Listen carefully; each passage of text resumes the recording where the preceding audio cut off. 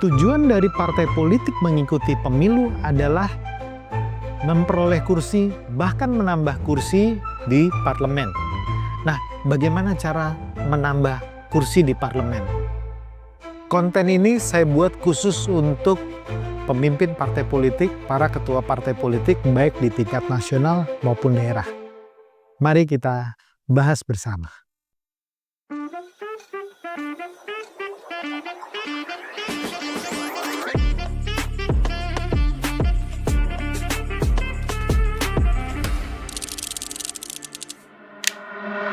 Hai Sobat Politician Academy, bertemu lagi dengan Bung Chandra, coach dari Politician Academy.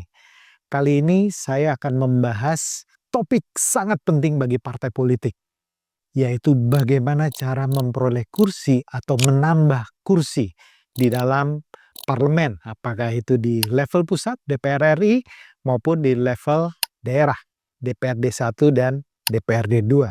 Dan materi ini sangat penting bagi mereka yang memegang posisi sebagai ketua partai politik ataupun pimpinan partai politik di pusat maupun di daerah.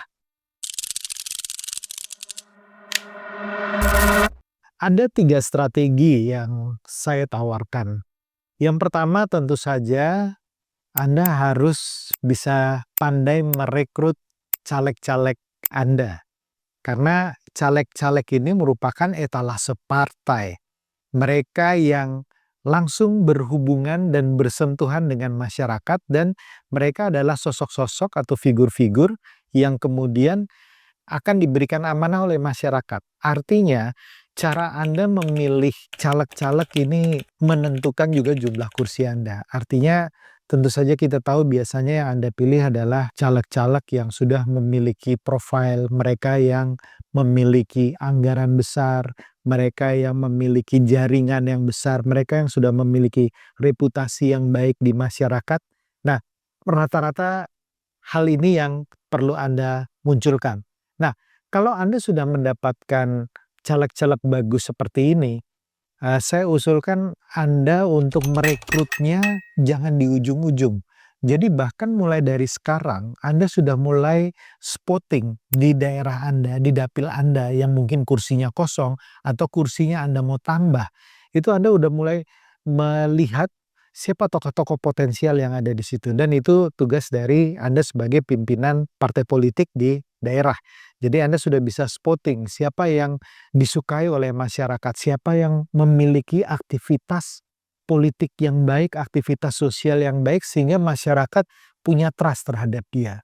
Nah, setelah kemudian Anda seleksi dan Anda ajak bergabung menjadi caleg Anda usul saya jangan bebani mereka dengan hal-hal yang berat. Contohnya misalnya, Anda minta mahar politik kepada mereka untuk mereka bisa dapat ke dalam nomor urut tertentu. Sebaiknya jangan dilakukan seperti itu, karena sekali lagi biaya politik itu sudah cukup tinggi tanpa Anda perlu meminta dari para caleg-caleg Anda ini. Lebih baik Anda fokuskan mereka untuk mereka bisa memenangkan pertempuran dan pileg tersebut. Nah, di sini kita masuk kepada rekomendasi langkah kedua dan langkah ketiga. Langkah kedua, Anda harus menyiapkan para caleg-caleg Anda ini dengan persenjataan dan munisi yang lengkap. Maksudnya apa? Mereka yang menjadi caleg Anda tentu bisa terbagi atas beberapa kategori. Yang pertama, petahana, mereka yang sudah duduk di dewan. Yang kedua, caleg lama. Caleg lama artinya mereka yang dipilek lalu tidak terpilih dan kemudian mau maju lagi. Ini juga bisa dari struktur partai politik. Tapi ketiga, juga ada caleg-caleg baru. Caleg-caleg baru yang potensial menggait suara banyak, tetapi mereka masih hijau di dalam politik. Mereka nggak tahu caranya, langkah-langkahnya untuk bisa menang dan terpilih.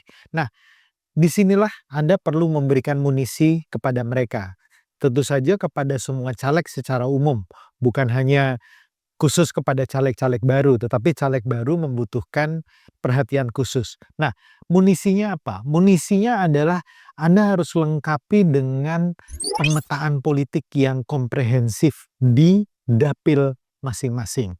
Nah, pemetaan politik ini seperti apa? Misalnya melihat potensi suara yang sebenarnya ada.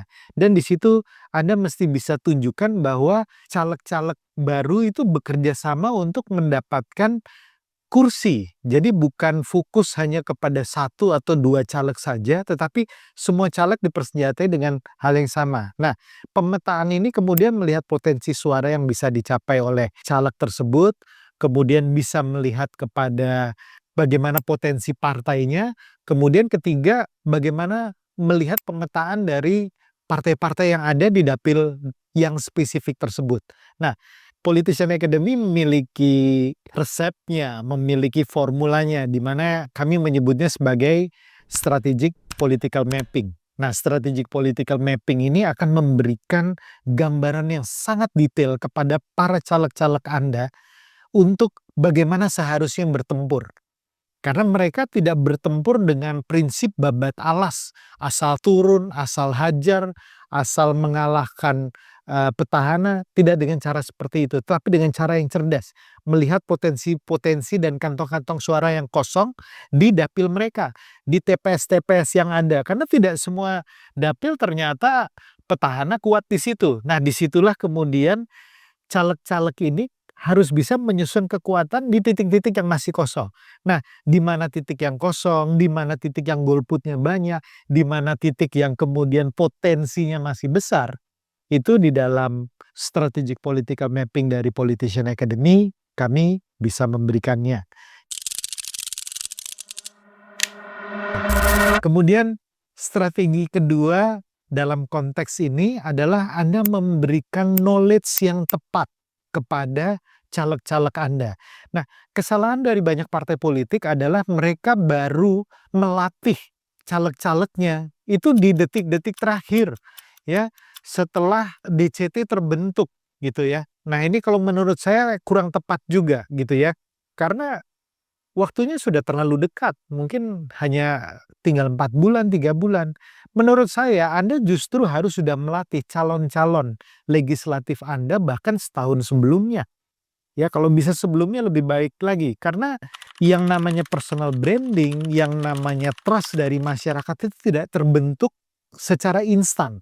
Ya, dia terbentuk melalui proses yang panjang. Dan kalau Anda bisa kemudian membekali caleg-caleg Anda dengan pengetahuan yang tepat, maka mereka kemudian bisa memenangkan, kemungkinan besar untuk memenangkannya itu menjadi lebih terbuka. Nah, dalam konteks ini juga Politician Academy mempunyai formulanya yang namanya Pileg Blueprint Program. Pileg Blueprint Program ini kami susun berdasarkan pengalaman dari kurang lebih sekitar 61 orang yang terpilih di DPR RI, DPRD 1 dan DPRD 2 di Pileg 2024 yang lalu. Jadi formula ini sudah terbukti di mana di dalam Pileg Blueprint Program terdapat 6 modul.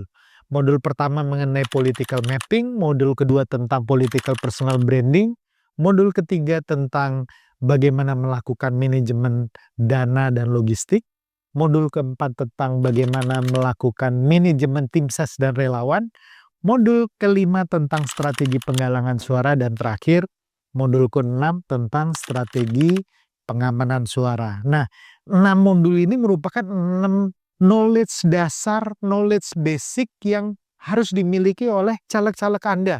Ya, nanti kalau ada tambahan dari Anda melihat kondisi partai terakhir seperti apa dan lain-lain, itu nanti bisa ditambahkan. Tapi 6 modul ini merupakan kemampuan dasar yang harus dimiliki oleh caleg-caleg Anda untuk memperbesar kemungkinan mereka terpilih.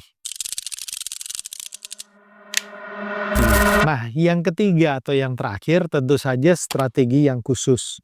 Nah, strategi yang khusus ini mungkin saya tidak bisa bicarakan sekarang karena ini bergantung banyak hal, tergantung dari bagaimana konteks dan dinamika politik terakhir nasional, bergantung dari bagaimana pilpresnya, bergantung dari bagaimana kemudian dinamika terakhir yang terjadi sebelum pileg itu berjalan, dan kemudian strategi khusus gimana supaya caleg-caleg Anda tidak saling membunuh, tidak saling menghancurkan pada saat pileg. Ada caranya, dan ini kita bisa bicarakan bersama.